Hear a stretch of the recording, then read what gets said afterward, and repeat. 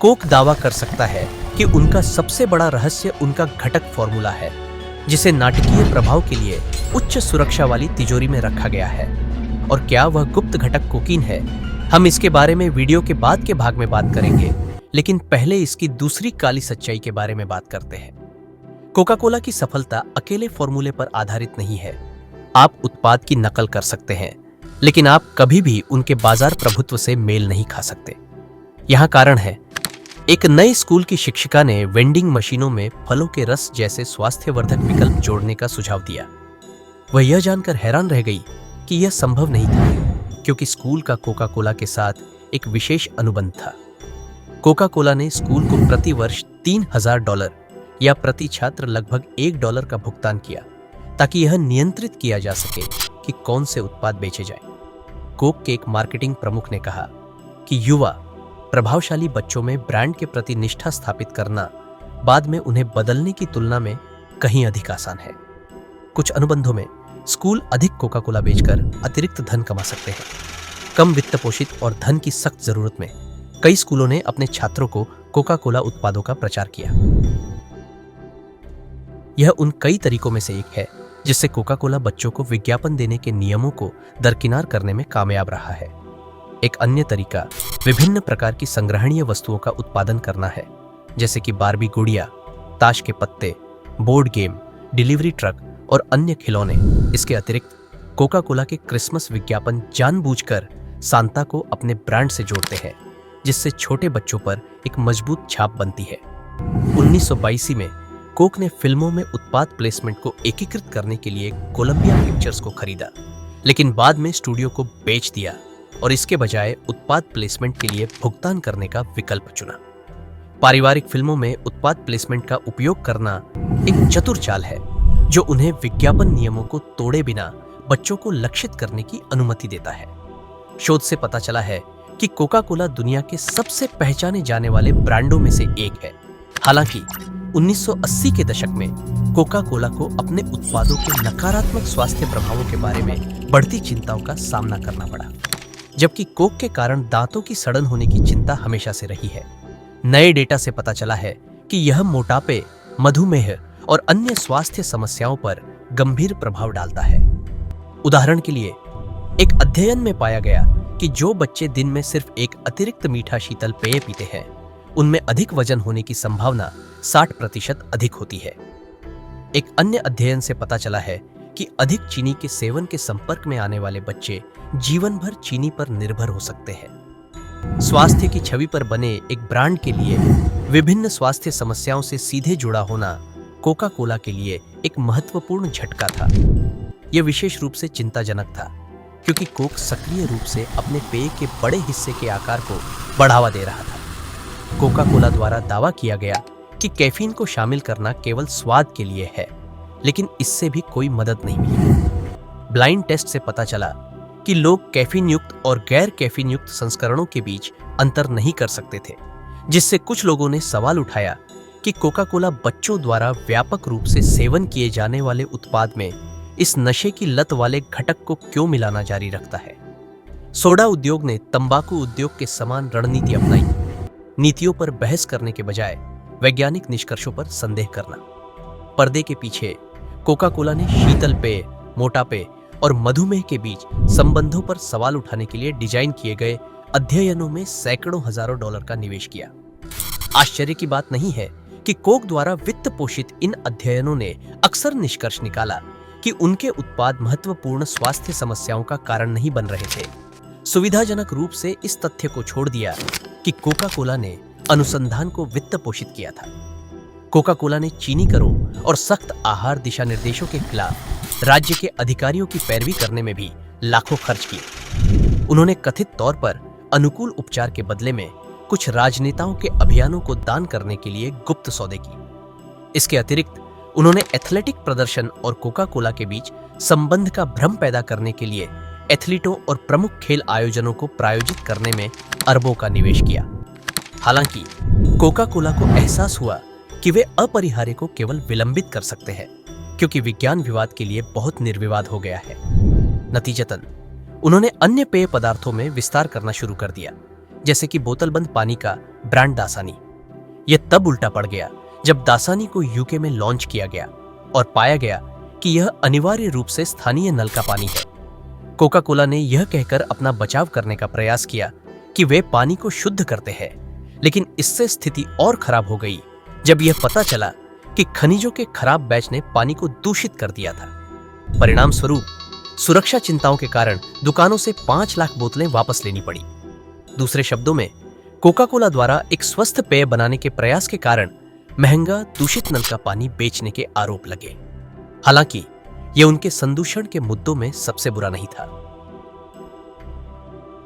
1999 में बेल्जियम में बच्चे कोका कोला पीने के बाद बीमार हो गए, जिसके परिणाम स्वरूप सभी कोक उत्पादों को वापस बुला लिया गया। इन मुद्दों पर कंपनी की धीमी प्रतिक्रिया के कारण इस समस्या को गंभीरता से न लेने के आरोप लगे। भारत में कोका कोला पर भूजल को अपशिष्ट जल से दूषित करने का आरोप लगाया गया था। कंपनी ने अपशिष्ट जल की समस्या को स्वीकार किया, लेकिन दावा किया कि इसे ठीक कर दिया गया है। हालांकि बाद में स्वतंत्र परीक्षणों में कोका कोला के संयंत्रों से निकलने वाले जहरीले कीचड़ के निशान पाए गए, जिसने कथित तौर पर भूमि को बंजर बना दिया, स्थानीय जानवरों को मार डाला और किसानों की आजीविका को नष्ट कर दिया। नई दिल्ली में विज्ञान और पर्यावरण केंद्र ने कोक और पेप्सी में कीटनाशक भी पाया, जो समय के साथ कैंसर, जन्म दोष और गंभीर प्रतिरक्षा प्रणाली व्यवधान का कारण बन सकता है।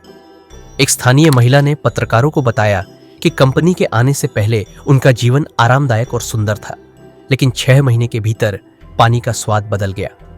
एक अन्य ने कहा कि नहाने से सिर दर्द, दर्द और खुजली होती है। कोका कोला का पर्यावरण रिकॉर्ड लगातार खराब होता जा रहा है।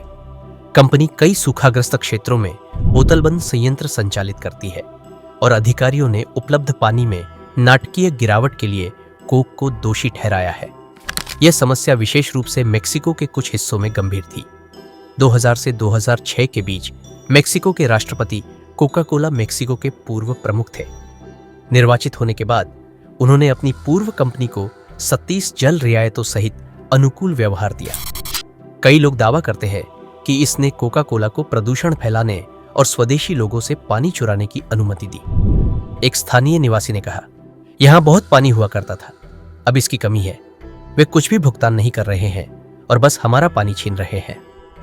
उनके राष्ट्रपति पद के दौरान कोक की बिक्री में 50% की वृद्धि हुई, जिससे यह देश में सबसे लोकप्रिय पेय बन गया। आलोचकों का तर्क है कि यह कोका कोला द्वारा राजनेताओं के साथ संदिग्ध सौदों से लाभ उठाने का एक और उदाहरण है। कोका कोला को हमेशा सफल होने के लिए प्राकृतिक संसाधनों की विशाल मात्रा की आवश्यकता होती है, क्योंकि यह दुनिया में सबसे बड़ा चीनी खरीदार है। हालांकि 1990 के दशक में उन्हें बढ़ते नकारात्मक प्रचार का सामना करना पड़ा। उदाहरण के लिए, मेक्सिको सिटी में एक दुकानदार ने बताया कि उसे बताया गया कि जब तक वह अपने स्टोर से वैकल्पिक कोला नहीं हटाती, तब तक उसे कोक की डिलीवरी बंद कर दी जाएगी। ब्राजील में कोका कोला ने एक नई तरह की वेंडिंग मशीन शुरू की, जिसने बाहर के तापमान के आधार पर कोक की कीमत बढ़ा दी। इसके अतिरिक्त बिक्री के आंकड़ों को बढ़ाने और निवेशकों को धोखा देने के लिए कोक ने चैनल स्टफिंग में भाग लिया, जिससे वितरकों को तिमाही के अंत में जरूरत से ज्यादा सिरप खरीदने के लिए मजबूर होना पड़ा, ताकि मुनाफा वास्तविक मुनाफे से ज्यादा दिखाई दे। हालांकि कोका कोला के खिलाफ प्रतिक्रिया 2003 में स्टॉप किलर कॉक नामक अभियान के लॉन्च के साथ चरम पर थी, जिसमें कंपनी पर कोलंबिया में कोक बॉटलिंग प्लांट में काम करने वाले यूनियन सदस्यों की हत्या के लिए जिम्मेदार होने का आरोप लगाया गया था। हालांकि कोका कोला इन आरोपों से इनकार करता है और सटीक सच्चाई अस्पष्ट बनी हुई है। यह ज्ञात है कि 1929 से कोलंबिया में कोका कोला बॉटलिंग प्लांट में कई यूनियन वाले कर्मचारियों की हत्या की गई है और कई और लोगों को मौत की धमकियां मिली है। 2001 में अंतर्राष्ट्रीय श्रम अधिकार निधि ने कोका कोला बॉटलरों के खिलाफ मुकदमा दायर किया, जिसमें आरोप लगाया गया कि उन्होंने यूनियन अधिकारियों को डराने, प्रताड़ित करने, अपहरण करने और यहां तक कि उनकी हत्या करने के लिए मौत के दस्ते को नियुक्त किया था। लैटिन अमेरिका में कुछ साल बाद ग्वाटेमाला के श्रमिकों ने एक और मुकदमा दायर किया, जिसमें आरोप लगाया गया कि कोका कोला बॉटलिंग प्लांट में उन्हें और उनके परिवारों को यूनियन बनाने के प्रयास के बाद हिंसा का सामना करना पड़ा। श्रमिक यूनियन में शामिल होना चाहते थे, क्योंकि कुछ लोग 15 घंटे की शिफ्ट के लिए प्रतिदिन केवल $15 कमा रहे थे। हालांकि फिर से यूनियन नेताओं और उनके परिवारों के अपहरण, यातना और हत्या के आरोप लगे। कोका कोला ने तर्क दिया कि ग्वाटेमाला प्लांट स्वतंत्र रूप से स्वामित्व वाला था और उन्हें इन घटनाओं के बारे में कोई जानकारी नहीं थी। जबकि कोक अपने दावे में सच्चा हो सकता है, यह स्पष्ट नहीं है कि क्या उन्होंने मिलीभगत की, हिंसा के बारे में जानते थे या केवल अप्रत्यक्ष रूप से लाभान्वित हुए। फिर भी हमलों और धमकियों से यूनियनें तबाह हो गई और लैटिन अमेरिका के कुछ हिस्सों में कोका कोला को मौत की चमक के रूप में संदर्भित किया गया है। कोक के इतिहास की जांच करने से उनकी अच्छी छवि और भी खराब हो जाती है। उदाहरण के लिए कोका कोला कंपनी को शामिल करने वाले और इस पेय को लोकप्रिय बनाने में मदद करने वाले उद्यमी आसा कैंडलर ने एक बार कहा था, सबसे सुंदर दृश्य जो हम देखते हैं वह है प्रसव पीड़ा में बच्चा। लड़का जितना छोटा काम करना शुरू करता है उतना ही सुंदर होता है। हालांकि यह पहचानना महत्वपूर्ण है कि लंबे इतिहास वाली किसी भी बड़ी कंपनी के अतीत में कुछ नैतिक गलतियां होने की संभावना है। यह कोई बहाना नहीं है, बल्कि यह याद दिलाता है कि व्यवसाय अक्सर निर्दयी होता है और कोका कोला पर निर्देशित कई आलोचनाएं उनके प्रतिस्पर्धियों पर भी लागू होती है।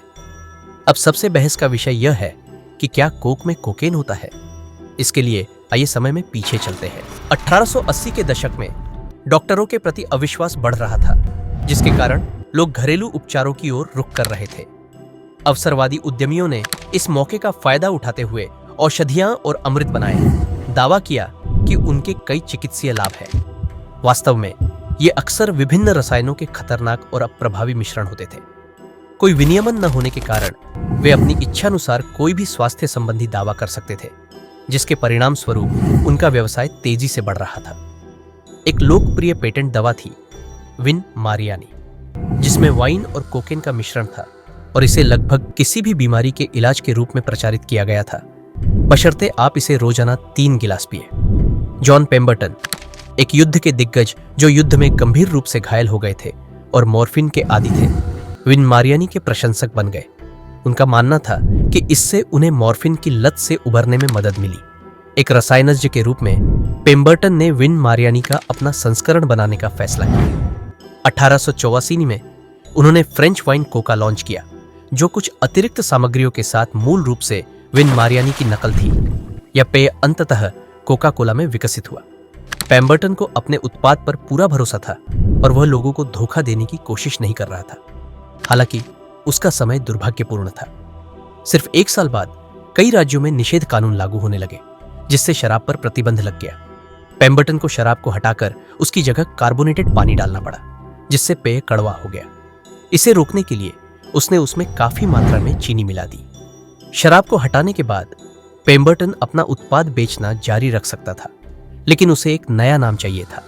उसके बुककीपर फ्रैंक रॉबिन्सन ने कोका कोला का सुझाव दिया, जो आकर्षक लग रहा था। बाद में कंपनी ने दावा किया कि नाम सिर्फ एक आकर्षक अनुप्रास था, लेकिन यह सच नहीं था। नाम वास्तव में पेय के 2 मुख्य अवयवों को संदर्भित करता था, कोका के पत्ते जिसमें कोकेन होता था और कोला नट्स जो कैफीन प्रदान करते थे। व्यापक दस्तावेजों से पता चलता है कि कोका कोला में कोका के पत्ते होते थे। फिर भी कंपनी इस बात से इनकार करती है कि उनके फॉर्मूले में कभी कोकेन था। 1929 तक उन्होंने कोका के पत्तों से सभी सक्रिय कोकेन को निकालने का तरीका खोज लिया था, जब यह स्पष्ट हो गया कि कोकेन वह चमत्कारी इलाज नहीं था जो उन्होंने कभी सोचा था। हालांकि शराब को हटाने के बाद कोका कोला की बिक्री जारी रही। अनूठी मार्केटिंग रणनीति के साथ यह उपभोक्ताओं के बीच लोकप्रिय हो गया, जैसे इसका विज्ञापन का तरीका ठंडा मतलब कोका कोला। कोका कोला ने दुनिया में सकारात्मक योगदान दिया है और हम कहानी के केवल एक पक्ष से निष्कर्ष नहीं निकाल सकते। यह कभी भी पूरी तरह से काला और सफेद नहीं होता है। इन सभी रास्तों से कोक सफलतापूर्वक उपभोक्ताओं के दिलों में जगह बना पाया और आज तक यह नंबर 1 पेय है